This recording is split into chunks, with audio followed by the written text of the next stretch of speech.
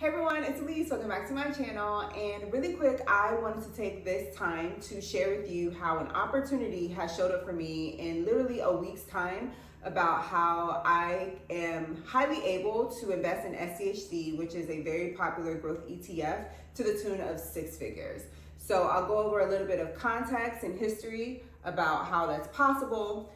The consequences of this decision that needs to be made probably by the end of the year, both the good and the bad, and how this decision is pretty much 90% made for me, and I'm using the rest of 2025 and time to show me any 10% doubts that I should really take into account. This all came about because I was listening to a Dave Ramsey video last week, just doing some chores around the house. And if you like personal finance, you understand that you have a nuanced relationship with that man. I find him to have good advice, but also I find him to be very nuanced. But regardless, in that video, there was a snippet of the video where he had a caller and he was recalling that caller, he felt really bad for her because she had almost $1 million in her company stock. She worked for Procter & Gamble for, if not all, most of her career, and she was coming to retirement of 30 years and hoping that that $750,000 that she had in Procter & Gamble stock would fund her retirement. But unfortunately, Dave Ramsey explained that something happened a few years or that year when she was retiring, and that $750,000 quickly turned into $250,000, and that lady was devastated. Now, in the middle of me washing my dishes and hearing that, it set a light bulb off in my head because I realized I could be potentially in that situation, and I'm going to share why. I am that lady.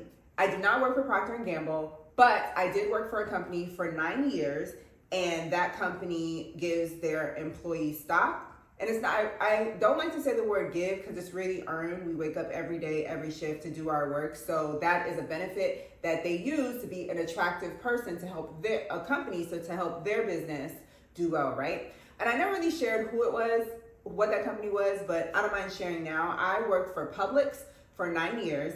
And Publix gives their employees, or maybe 10, but they give their employees 8 years of their stock, and the stock is only available to people who work for Publix, right? Publix is a behemoth in the Southwest. It actually started in South Florida, but it started in Florida in Polk County. Shout out to Polk County because Polk County has a special place in my heart. But it started out in Polk County, and if you're Floridian, you know Publix is a big deal right around here. And you've also heard probably of the term, if you are my age or older, about a Publix millionaire. And long story short, as long as I keep the stock in there, I am a future Publix millionaire. And that's how I left it when I left Publix. I knew it was leaving, but I will say I was never really attached to it like that.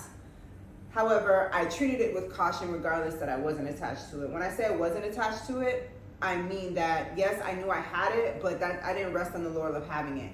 I knew that I was going to have a 401k from day zero of my employment there, and that's why I had it. And I'm more attached to my 401k, which I have since transferred all of it to my current employer. And for me, that is what I'm attached to. So if something were to happen with that, I could feel like, I thought I would feel more emotional. But when Dave Ramsey said that lady stuff went from 750k to 250k, I said, oh my goodness, that could be me.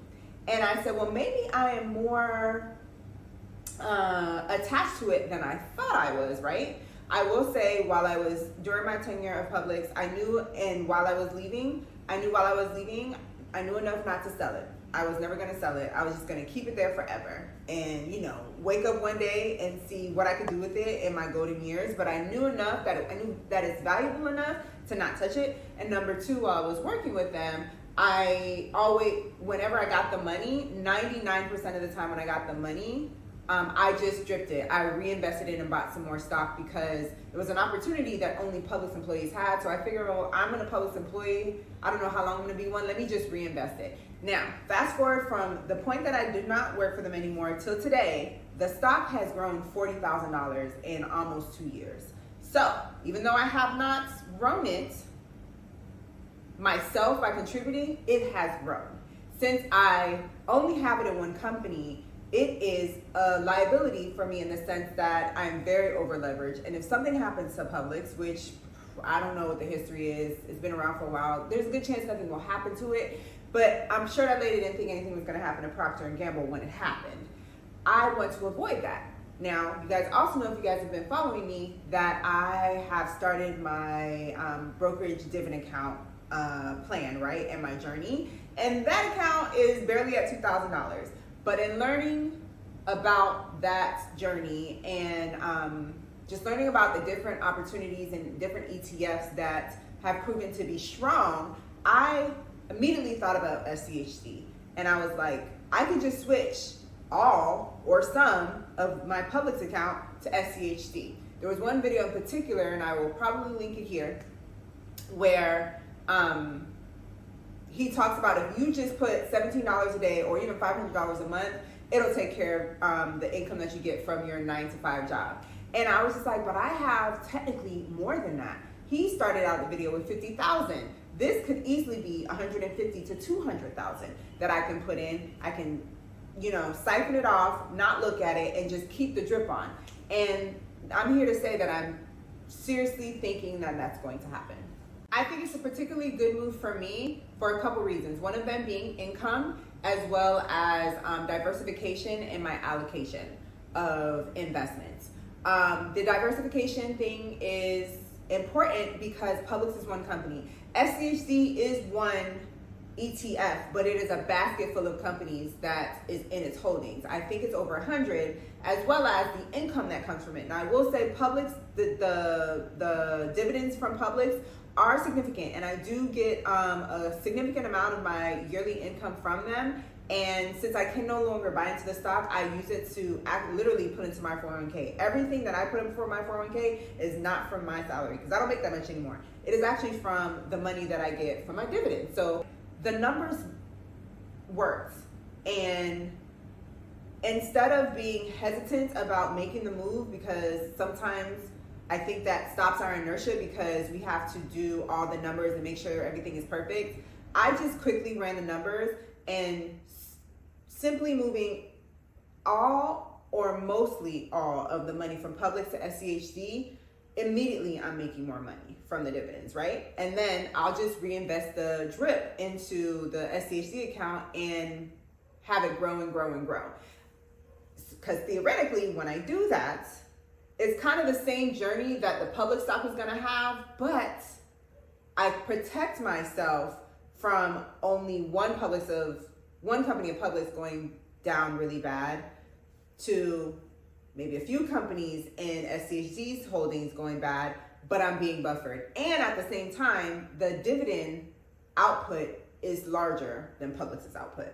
The decision is 90% done. I just have to not be scared and trust in what math says and the historical context that diversification is always better than having all your eggs in one basket. Now, there are a few considerations that I looked into and that I have to continue looking into between now and the end of this year. And I'm going to tell you why the end of the year is markedly important.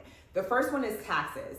I also found out that I have an opportunity, possibly because of tax considerations. So normally when you sell your stock, there's something called capital gains taxes that is 0, 15, and 20% that you have to pay the taxes on that. But if you make less than, I'm gonna say 50,000, I think it's 49,000, you don't have to pay for that. And y'all, I fall underneath that tax bracket. Now, if I had did this right away when I left Publix, I would not have, and I would have had to pay a significant amount of money. But the amount of money that I'm looking to sell off, which is almost all of it, if not all of it, the tax bill would be $30,000. And if I do it this year, I won't have to pay $25,000 to $30,000. So that to me is like, why would you not do it, Elise? Because the goal for me always is to be increasing my salary to get it back to 6 figures where it was before I left Publix, right? If that happens next year, I don't know if it'll happen next year, but even if I wait 5 years, yes, the amount that the stock in Publix will appreciate is larger, but I'll also have to pay a large tax bill. I feel like doing this at least by minimum this year or even next year, but it's probably gonna be this year. I'm kind of legally getting away with having to not pay any taxes. And the next thing I'm considering is, should I do all of it or half of it? Should I do it layered, like do half of it this year and half of it next year? Because I should still fall under that tax bracket. Or should I do majority of it and keep some of it in there? I have since decided that I'm probably going to do 75% of it to be transferred, and I'll leave 25%, and I will still have some eggs in Publix's basket. I was ready to be done because I was like, you know what, it's been almost 2 years, you know, it's time to be done. That was the only thing holding me, right? But after some wise counsel, I do think that it can't hurt to leave a little bit in there. And even with leaving a little bit in there, I'm still making more money from sleeping than if I had just done nothing, right? The next thing that I need to take into account is I cannot rebuy any more public stock because I am no longer an employee. So this decision is somewhat final, and that made me think that, you know what, I should leave something in there. That also helped that decision to leave something in there because unless I want to go work for Publix, and I don't, again, this is it. This is very final. And it kind of makes me think, how attached am I to this? Because there's no going back. Kind of like when you marry somebody or when you get a tattoo, some things are permanent, you know, and that's something that emotionally I have to get past, and I'm giving myself time and permission to get past it these next 8 months. And I think the last consideration that I have been thinking about that ultimately helped me make the decision is that I short term these next 5 years, because I'm not making as much money and I see expenses going up, I have been finding a way to hedge against inflation because my spirit tells me that it's coming. And when I was listening to the video, I saw it as a gift from the Lord, honestly, because my mind just clicked and I was like, make this move because at minimum, this is going to help you against costs that you do not know that's coming up. Because I have housing costs, I have car insurance costs that are coming, and just, you know, family and things that I want to do, life changes that I hope to happen in the next 5 years. That's all going to cost money. Things are going to be tight. And this is just a quick way that I can hedge against and sleep a little bit more peacefully, because the same thing is happening whether it's in Publix or in SCHD. I'm having compound interest make me money, right? And I'm getting older, so I, as an older person, feel comfort in knowing that I'm kind of softening the blow against things that could happen. Now, if my salary and my side hustles end up making me more money, then the priority is going to be using the drip and reinvesting all that money. That is honestly what made me be like, yeah, all you got to do is make a few phone calls. You have to do nothing but make a few phone calls and execute. And that's where I'm at the process. It's the execution of it. Now, I say that I'm waiting to the end of the year because honestly, with the stock market, how I've been seeing it, we are going to hit some more turbulent times.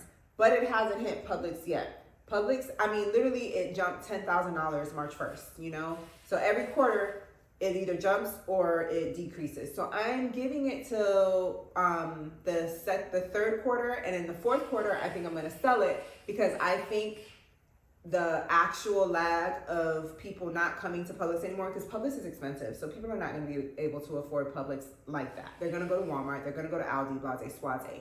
I think I'm trying to give it some time so it can go up a little bit higher, and I mean, that could be as much as $30,000 in 6 months, because if it's going the way history has gone, that's where it's going. So I'm trying to sell it when it's high, and then also scoop up SCHD when it's low, because SCHD is low and I don't foresee it going super high. You know what I'm saying? So it's the perfect storm. Yes, I know it's 100% speculation. If none of this works, I'm still gonna do it, because you know what? That's over 6 figures that I got, I didn't do anything for it. Now the 401k one stuff, I did. But this is like, this is your money, but it's not your money, right? So that's pretty much where I'm at. It's exciting, it's scary, because this is something, it just like, it has to get done. You can't think about it too much, but I'm very grateful that I have this place, because this is probably less than 1% has an extra 6 figures that it can invest in one fund, you know.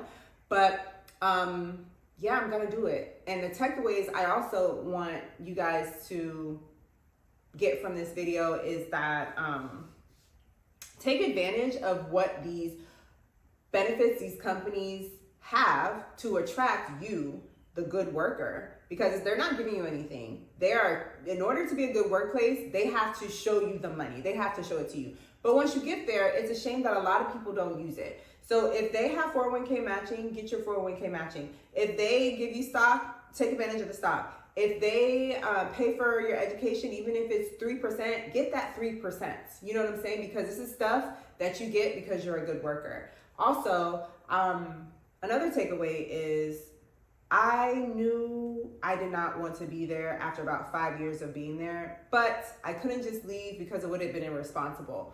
Sometimes, the point that I want to make is that when you're not cool with something or when something's uncomfortable, I suggest seeing it through and waiting a little bit longer. First of all, the waiting a little bit longer gives you clarity of like if you're really feeling like this or you're having a bad day, but also it helps your benefits grow at your job. You know what I'm saying? Like your 401k, sometimes I didn't want to leave until my 401k was at 6 figures. You know what I'm saying? I wanted to have 3 to 6 months in savings because I didn't have like a safety net to fall back on. You know what I'm saying?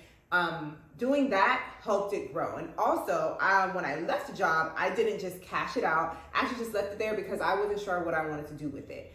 I am so glad I did that, because it wasn't until almost 2 years later where God gave me the idea, this is what you can do with it. And in that time, it grew $30,000, guys. So sometimes when you don't know, when you don't have clarity, just sit on it. There's nothing wrong with sitting on it. And then sometimes that time just strengthens the affirmity in your decision. Like, yes, I'm going to do this. And it all makes sense now. So I had to wait it out. Sometimes you have to wait things out. Sometimes you have to wait uncomfortable things out to get to the rainbow side.